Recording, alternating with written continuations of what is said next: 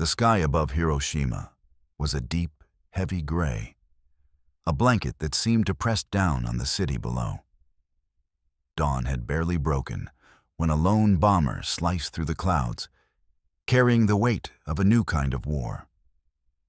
In its hold rested a weapon that promised to end the conflict in a single, blinding instant. Streets, markets, and schools teemed with life, unaware of the moment that was meant to erase them. Soldiers on distant islands, in jungles of Okinawa and Iwo Jima, braced for the next wave of devastation, counting on an invisible hand to turn the tide. Inside the Allied command rooms, generals and scientists exchanged anxious glances, each heartbeat synchronized with a fuse that could change the course of history. The world had waited for this day, imagining that the flash of light would finally silence the suffering. But then, silence, not the silence of victory, but the eerie stillness of expectation unfulfilled. The bomb failed. Time seemed to shudder. The air held its breath. Lives that were meant to end continued. And the war, already merciless, pressed on into shadows darker than anyone had imagined. By mid-1945, the world had been scorched by 6 years of relentless conflict. Europe lay in ruins. The Nazi regime had crumbled under the relentless advance of Allied forces. Cities were scarred, economies shattered, and millions of lives extinguished. Yet, across the vast expanse of the Pacific, Japan still held firm, a nation determined to fight to the last man, woman, and child. The island chains, from Iwo Jima to Okinawa, had become blood-soaked fortresses, each battle a testament to the ferocity of resistance and the cost of conquest. American forces had wrested ground inch by inch, paying for every mile with staggering losses. At the heart of this struggle was a desperate calculation. Conventional bombing campaigns had inflicted terrible damage, but the Japanese High Command showed no signs of surrender. Cities were ablaze, transport networks destroyed. Yet morale, twisted, hardened by ideology, persisted. To finally break the deadlock, the United States had invested everything into the Manhattan Project. Scientists in hidden laboratories had poured the years of effort into a weapon capable of unimaginable destruction. The hope was simple, yet absolute. A single bomb could end the war without the cost of a full-scale invasion. Allies and strategists watched the countdown, believing that human ingenuity could rewrite the rules of warfare and bring a definitive, swift conclusion to the Pacific conflict. The Japanese military, meanwhile, braced for what they believed was inevitable. The concept of surrender was anathema. Every officer, every civilian trained to endure, to resist, to fight, even as their cities burned. Intelligence reports hinted at a new American weapon, though few could comprehend its magnitude. Civilians were conscripted into civil defense units, tunnels dug beneath cities, and every roof, every street, every hill became a potential battlefield. The nation prepared not just for defeat, but for annihilation. Across the Pacific, American commanders drafted the plans for Operation Downfall, the projected invasion of Japan's home islands. Estimates for casualties were staggering: hundreds of thousands of Allied troops, millions of Japanese soldiers and civilians. The cost of conventional victory was unimaginable. The atomic bomb promised a different path, a final act to end years of carnage. Scientists had tested their creation in the deserts of New Mexico, and the results were cataclysmic, affirming both the weapon's power and the hope it carried. Yet, in the shadow of expectation, uncertainty lingered. No one could foresee the consequences if the bomb failed. Would the invasion proceed? Would Japan's resolve shatter?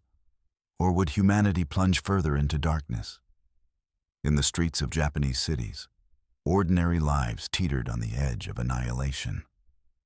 Mothers clutched children, men labored to reinforce shelters, and children learned to recognize the wail of air raid sirens as a daily rhythm of terror. Every family carried the weight of a war that had stretched across the globe. Yet no one imagined that their survival might hinge on the success of a single, invisible weapon.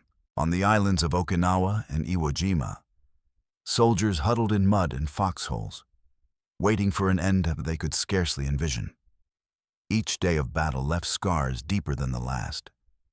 But the hope that the atomic bomb would finally bring relief persisted, a fragile thread connecting human endurance to a distant, scientific certainty. Across the ocean, in Allied command centers, generals faced calculations that no human conscience could make easy. Maps spread across tables, red pins marking objectives, casualty estimates rising into numbers that seemed unreal. Their decisions balanced strategy against morality, expedience against the value of human life. Behind closed doors, the scientists who had created the bomb watched with restrained fear. Their invention promised victory, but the responsibility weighed heavily. The human angle was stark. Billions of lives poised between the potential flash of destruction and the continued grind of conventional warfare. For both sides, the world teetered on the edge of decisions that would shape not just the outcome of the war, but the very fabric of history. The technological angle was both awe-inspiring and terrifying. The atomic bomb represented a leap beyond anything previously imagined, a weapon capable of erasing entire cities in an instant. Scientists understood the physics, the chain reactions, the theoretical yields. Yet the human consequences were incalculable. Engineers and military planners wrestled with logistics, delivery mechanisms, and the fragile precision of the bomb itself. Every calculation mattered. A single misstep could render years of work useless, and the fate of millions would hang in that uncertainty. Leadership, on both sides, was tested in unprecedented ways. Japanese commanders debated strategies for total defense, weighing honor against survival, ideology against pragmatism.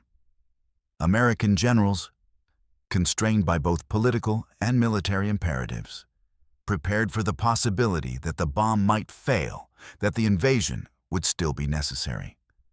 The enemy perspective, often obscured in historical narratives, was vivid here.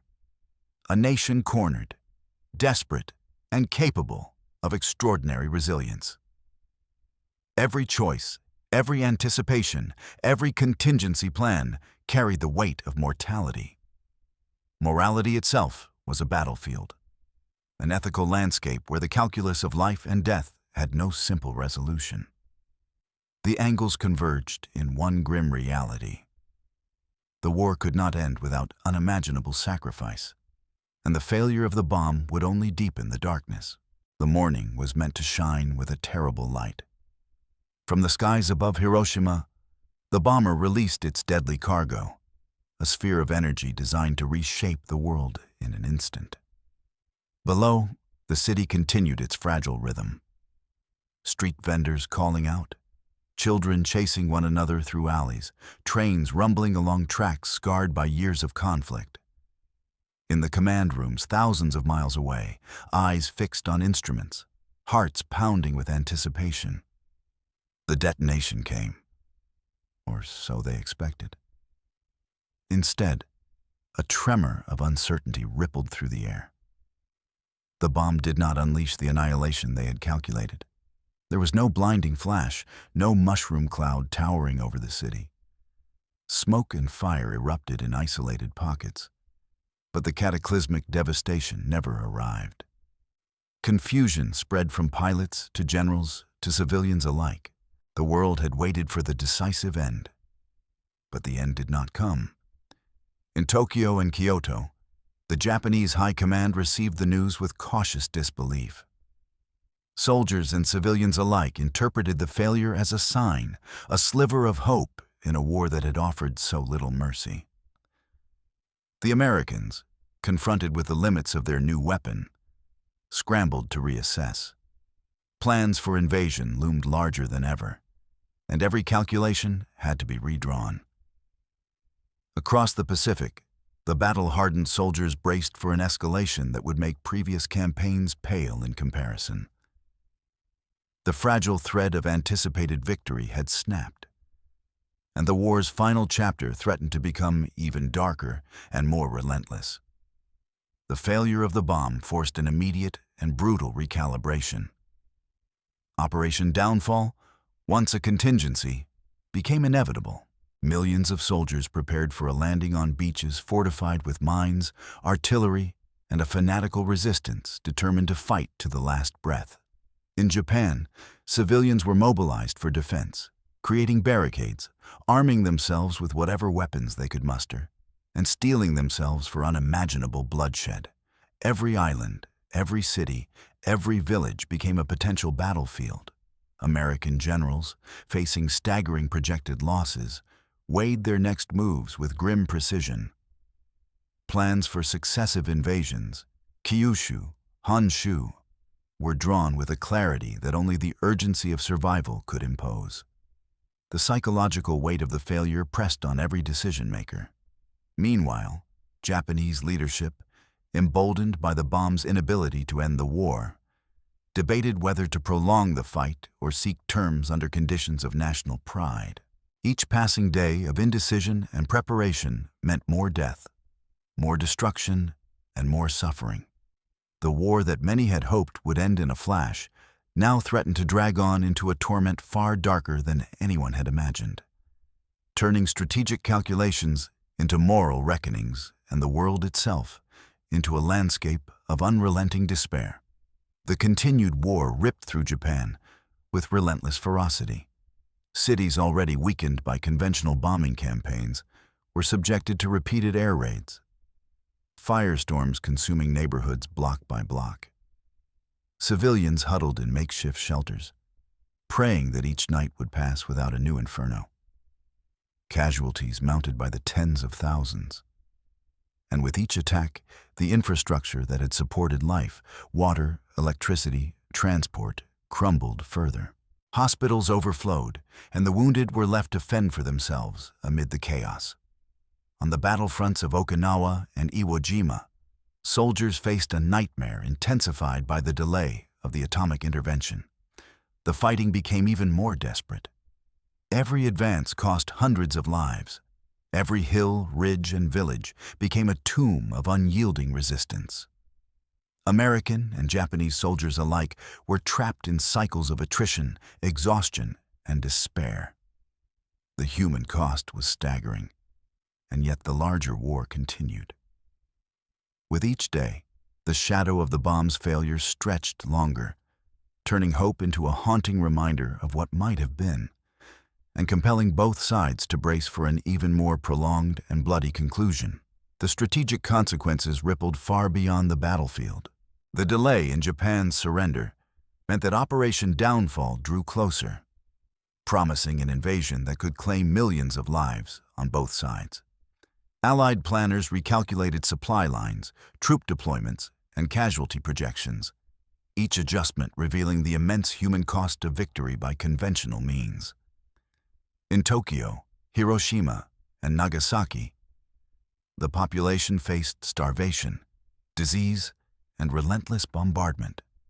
Cities became landscapes of despair, the ruins a testament to a war that refused to end. Globally, the failure of the atomic bomb reshaped post-war geopolitics before the war had even concluded. The projected post-war balance shifted, with the Soviet Union observing American struggles with a keen strategic eye. Moral dilemmas deepened, as the very notion of using weapons of mass destruction was now entwined with their fallibility. Decisions that had been theoretical became urgent, pressing upon leaders the consequences of human life measured in tens of millions. The world's trajectory, already scarred by war, was now poised on an even darker path, one where the continuation of conflict threatened not just national borders, but the fragile conscience of humanity itself. History often turns on the smallest of hinges, moments so fragile that a single failure can reshape the fate of millions. The atomic bomb, designed to end the war in a blinding instant, instead revealed the precariousness of human ambition and the limits of technological power. Lives that were meant to be extinguished continued, dragging the world deeper into blood and fire. In that silence, in that unfulfilled expectation, humanity glimpsed both its capacity for creation and destruction. The war pressed on, darker and more relentless, a reminder that history is never certain, and that the shadow of what might have been can linger far longer than the events that actually unfold. The story of the bomb's failure is not just a tale of weapons or strategy. It is a reflection on choice, on consequence, and on the fragile line between survival and annihilation. Even in the darkest continuations of conflict, the human spirit endures, bearing witness to both the cost of war and the weight of decisions that shape generations yet unborn.